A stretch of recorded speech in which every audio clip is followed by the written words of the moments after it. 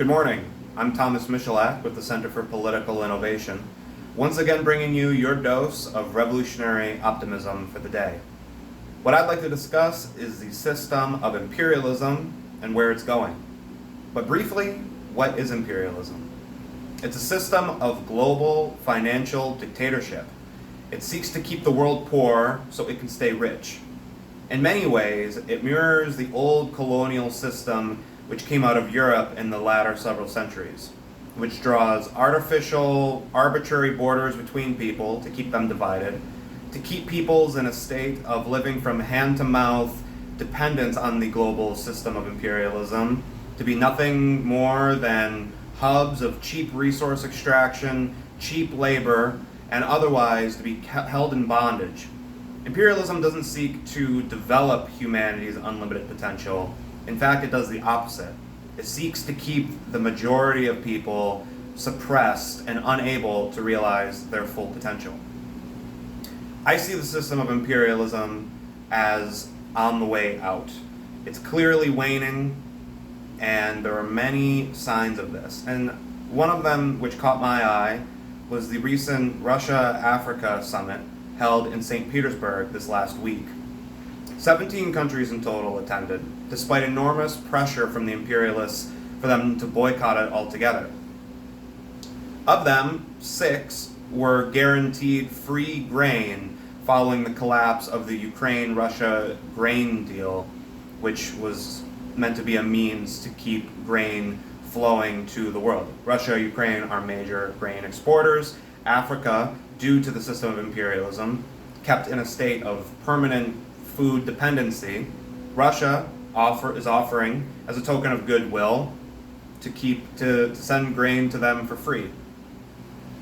It was also announced that $22 billion of collective African debt would be written off by the Russian Federation.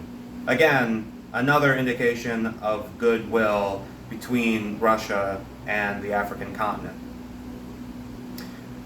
Off the heels of this summit was a coup in Niger, in which the new leaders in Niger have announced that they will be ceasing their exports of uranium and gold to the United States and France.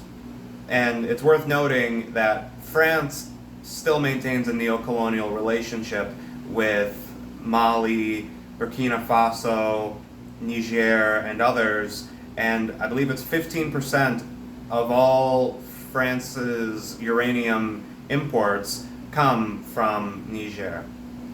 Again, another indication of the relationship that the so-called Third World has with the imperialists. Neighboring countries are saying that in the event that Niger is invaded by what are deemed to be neo-colonial proxies in the region, they will regard it as an attack on themselves.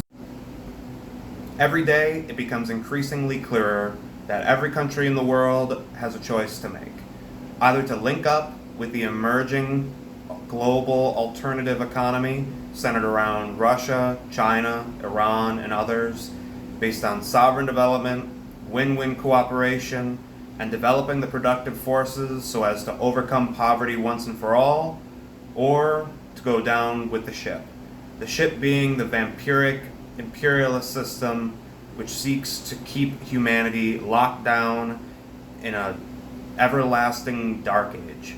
But I, for one, believe that humanity's boundless creativity and potential will overcome this system and put it where it belongs, in the trash bin of history.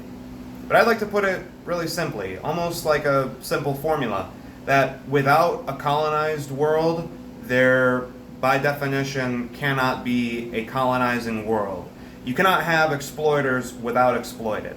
If there's a pathway for countries to break out of their dependent, colonial, underdeveloped relationships that they have with the imperialists, then that itself is the basis to overcome this system and for humanity to finally reach its potential.